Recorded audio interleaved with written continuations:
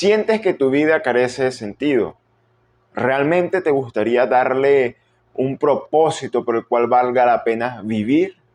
Si tu respuesta es que sí, te invito a que te quedes hasta el final del video, puesto que vamos a tocar bastante este tema según una reflexión que yo he podido hacer de una novela que es un clásico universal y que todo el mundo debería de leer, o por lo menos intentar leer, el cual es Crimen y Castigo de Fyodor Dostoyevsky.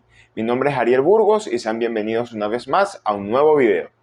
Antes de adentrarnos en esta obra maravillosa, quiero decir que voy a hablar primero de manera breve sobre la vida del autor y cuál era su forma de pensar. ¿Esto por qué? Y esto es porque a pesar de que la mayoría de las novelas, cuentos y relatos no son biográficas, sí es cierto que el autor plasma en cada página, en cada letra y en cada palabra que él escribe la manera en las cuales ellos percibían su realidad, en las cuales percibían el entorno que los rodeaban. Esto lo podemos ver en autores que crecieron con mayor solvencia económica que otros que crecieron en entornos realmente conflictivos. No voy a adentrarme mucho en esto, pero esto es lo que sucede en el caso de Fyodor Dostoyevsky. Cada personaje que él ha desarrollado, cada novela que él podemos ver, podemos observar cómo era su forma de pensar, cuál era su forma de ver, comprender y entender el mundo que lo rodeaba, que lastimosamente era un mundo tétrico, triste, deprimente, trágico y sobre todo nostálgico. ¿Esto por qué? Puesto que la vida del autor está marcada por el sufrimiento, está marcada por las tragedias, pero sobre todo está marcada por la muerte. Esto lo digo porque, por ejemplo, su madre cuando él era joven falleció. Su padre, a pesar de que no lo quería, también falleció. Su hermano, que era la persona con la que mejor relación tenía, también falleció. Y su esposa, a la cual quiso mucho, también falleció. Además de esto, de todas las muertes que tuvo que vivir, sin contar amigos y conocidos que también se morían, es muy común en aquella época que fallecieran tantas personas por la tuberculosis o, como él lo dice, la tisis. También por sus ideales políticos en la Rusia zarista le costó 10 años de presidio en Siberia. Y creo que cualquier persona que sabe cómo eran aquellas prisiones en Siberia, en el exilio, puede comprender que eran bastante duras. Además, el autor tampoco gozó de una solvencia económica, ni riquezas, ni lujos materiales. Así que el autor percibía una realidad o un entorno bastante deprimente, bastante triste, bastante lúgubre, un poco oscuro y realmente nostálgico. Y todo eso lo podemos observar en cada y una de sus obras. Y Crimen y Castigo, para mí, es uno de sus principales ejemplares. Ahora bien, ¿por qué al inicio del video te dije que esta obra todo el mundo debería de leerla o por lo menos intentar leerla? Esto lo digo puesto que Crimen y Castigo es realmente una obra, un clásico universal, que no es precisamente muy difícil de comprender, pero sí es cierto que es bastante contencioso en el sentido de que contiene demasiada información, existen demasiados personajes y los nombres rusos son excesivamente largos y creo que pueden llegar a causar confusión en el lector, porque a mí me causó confusión. Y bueno, esta novela tiene una característica, a mi parecer, y es que a las escenas secundarias se le da demasiada importancia. Usualmente uno está acostumbrado a que en diferentes novelas las escenas secundarias donde no aparece el principal protagonista o los personajes más importantes suelen ser un poco cortas las conversaciones. En este caso no. En este caso podemos observar escenas secundarias e incluso hasta una carta que fue enviada que pueden durar hasta 3 o 4 páginas. Así que puede ser que esta lectura te resulte un poco pesada por el tema de la cantidad de información que podemos encontrar. Pero de verdad, te digo que no te vas a arrepentir, te digo que es una novela maravillosa, es un clásico universal y como dije al principio del video también, muchos escritores y grandes pensadores tienen a esta novela en un alto estándar. Ahora bien, yo no voy a encargarme en este video a resumir esta novela, puesto como dije, es demasiado complicada y todavía no tengo la capacidad suficiente para resumirla. De repente, más adelante puede ser que lo haga tomando en cuenta los personajes principales y las tramas y desarrollos principales. Ahora bien, ya que expliqué las razones por las cuales yo no voy a dedicarme en este video a resumir Crimen y Castigo, voy a hablar sobre lo que realmente me importa para este video. el cual es el personaje principal y sus características existencialistas y cómo carecer de un sentido o un propósito para la vida lo afectó tanto y le trajo consecuencias negativas y cómo estas consecuencias pueden afectar tu vida. Pero bueno, vamos a hablar y vamos a introducirnos poco a poco en quién es el protagonista, el cual se llama Rodion Romanovich Raskolnikov. Bueno, él se puede decir que goza de unos atributos muy parecidos a lo que gozó el autor en la vida real. Raskolnikov es un hombre joven de clase humilde que proviene de un pueblo humilde, el cual tuvo que mudarse a muy temprana edad, no recuerdo muy bien, pero creo que fue entre los 17 y 18 años de edad, y dejar su pueblo natal para irse a San Petersburgo, que en aquel momento era la capital de la Rusia zarista. Esta San Petersburgo, el autor se encarga de relatarla o describirla de una forma muy artística, muy bonita, pero sobre todo melancólica, donde menciona mucho su frío, la suciedad de las calles, los mercados ambulantes, los boneros, como se dice en Latinoamérica, y también la desigualdad social, el crimen, el alcoholismo, la enfermedad, porque muchas personas eran enfermas, y sobre todo también los comportamientos de ciertos personajes aristocráticos que pueden ser un poco atorrantes, ¿no? Entonces, Rodion Romanovich Raskolnikov, al abandonar su pueblo, se va a San Petersburgo para estudiar lo que vendría siendo derecho. Sin embargo, por falta de dinero, pero sobre todo por falta de motivación y porque realmente no le gustaba la carrera, decidió abandonarla. Entonces, este personaje no se habla estrictamente que haya poseído algún tipo de trabajo. Lo que sí nos dejan saber es que en ciertos momentos él se encargaba de publicar algunos tratados, algunos pensamientos en los periódicos, pero lo más importante del todo, él se encargaba a empeñar artículos y prendas con una persona que tiene mucha importancia en lo que vendría siendo el desarrollo de la novela, la cual se conoce como la vieja usurera. Esta vieja usurera era una mujer que empeñaba o que te compraba prendas, artículos, colecciones, reliquias, etcétera, a muy bajo precio para ya venderla a sobreprecio, lo cual comenzó a crearle, por así decirlo, en el protagonista una especie de odio profundo hacia su personaje. Odio profundo el cual iba a terminar en serias consecuencias. Ahora, nuestro personaje principal, como todo personaje existencialista de la literatura, carecía de amigos, carecía de compañeros, carecía de un amor verdadero, carecía de objetivos como lo que todos tenemos, como lo que puede ser salir a trabajar o estudiar. Él prefería aislarse en su sociedad, como una especie de cueva en la cual se refugiase de la sociedad externa, y tenía esos aires de superioridad que tienden a caracterizar los personajes existencialistas.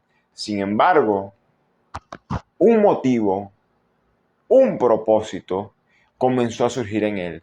Lo que pasa es que este propósito no era el clásico propósito convencional que todos podemos tener, como puede ser esforzarnos en un trabajo, aumentar nuestros ingresos, mudarnos de sitio, conseguir estudiar esa carrera que tantos queremos.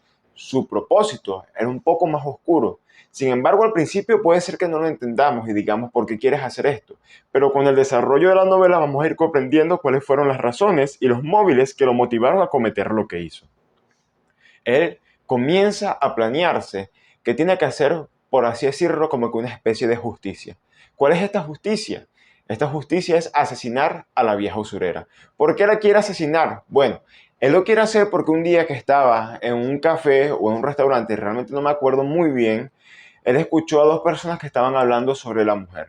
Entonces comenzaron a hablar despectivamente de ella, diciendo que era muy usurera, que era maleducada y que se lucraba a través de estafar a los pobres. Y uno de los hombres que estaba conversando sugirió la idea de que sería muy bueno y que sería bueno para la sociedad de que la mataran, de que ella dejara de existir. Así que en la mente de nuestro personaje, el cual carecía de algún sentido en la vida que le pudiera dar como que una especie de cuidado sobre esos pensamientos, y al no tener básicamente nada que perder, él comenzó a pensar que eso era una muy buena idea. Comenzó a pensar que asesinar a la vieja usurera era una grandiosa idea y además de todo que iba a estar haciendo un bien para la sociedad. así que sin pensarlo dos veces comenzó a planear lo que iba a ser su crimen. Su crimen se relata de una manera maravillosa. Primero podemos ver a un Raskolnikov que está un poco nervioso antes de cometer el asesinato. Bueno, quería decirles que estoy cometiendo spoiler, pero bueno, es una reseña, ¿no? Raskolnikov, antes de cometer el asesinato, comienza primero que nada a intentar ir para donde la vieja usurera, le empeña unos relojes, le empeña unos artículos que eran, si no me equivoco, creo que eran del papá ya fallecido. Y entonces comienza como a tantear la situación, comienza a tantear en qué momento la señora está sola, puesto que ella tenía una hermana, la cual no era usurera, e incluso era buena persona y no quería lastimarla. Él solo quería lastimar a la vieja usurera. Entonces, cuando él ya tiene planificado todo, la escena del asesinato es algo maravilloso, porque el autor, porque Fyodor Dostoyevsky, a través de su narrativa, del uso exquisito de sus palabras, nos transporta al momento en que Raskolnikov está a punto de matar a la vieja. Podemos sentir cada gota de sudor que cae en la frente del personaje, podemos sentir el nerviosismo que estaba atravesando en ese preciso momento. El momento del asesinato es narrado de una manera maravillosa en las cuales podemos experimentar diferentes sensaciones, como puede ser angustia, como puede ser temor, como puede ser suspenso y sobre todo drama. Pero en la novela pasan otros inconvenientes una vez que haya matado a la protagonista, pero sobre eso no quiero hablar. Ahora vamos a hablar sobre cómo nuestro personaje comienza su declive.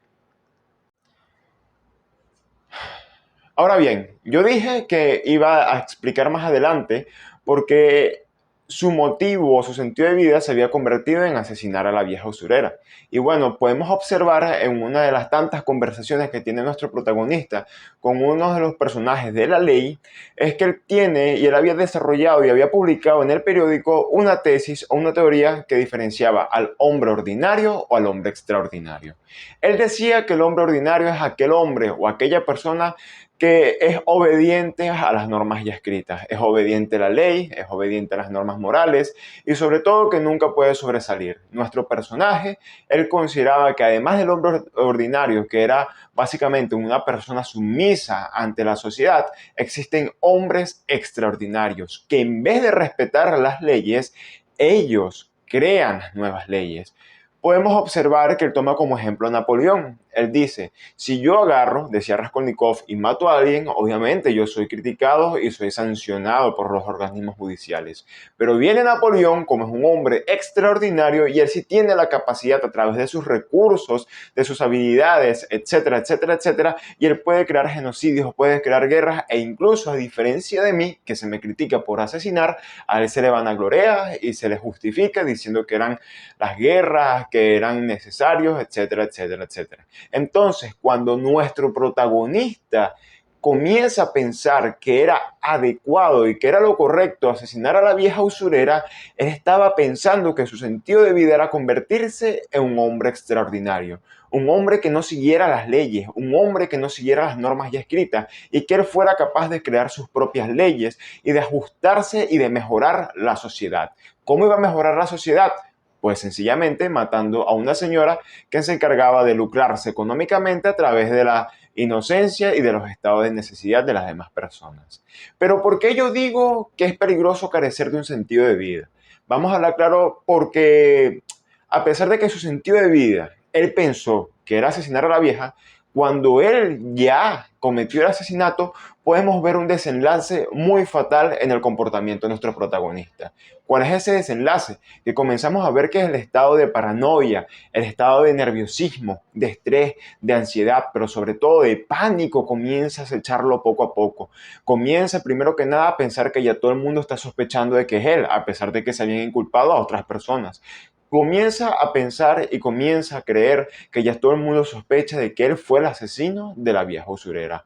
Entonces podemos ver una degeneración de su salud, tanto física como emocional, porque física comienza primero a sentir como que fiebre, comienza a sentir desmayo, comienza como que a palidecer, y todo esto mientras comienza a, por más ilógico que parezca, como que abrirse a la sociedad, comienza a tener más contacto con otras personas. Por ejemplo, su hermana y su mamá regresan del pueblo donde estaban, comienza a relacionarse con una de las ayudantes de la casera de donde él vivía, comienza a relacionarse un poco más con amigos, comienza a tener como que relaciones, pero claro, él siempre busca la manera de alejarse de esas amistades. Lo que él no sabe es que a pesar de que él es una persona realmente extraña y que todo, creo que cualquier persona diría que no sería adecuado para ser nuestros amigos, las personas que están cerca de él tienden a tenerle cariño. Pero bueno, me estoy alargando mucho del objetivo principal de este video.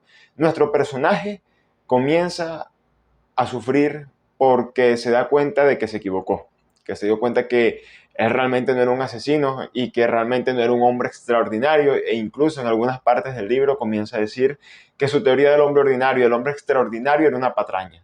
Ahora bien, no voy a hablar más ahorita sobre el desenlace y el desarrollo de la novela, quiero hablar sobre el gran peligro que está afectando nuestra vida y está afectando la vida de los seres humanos en la modernidad. Mira,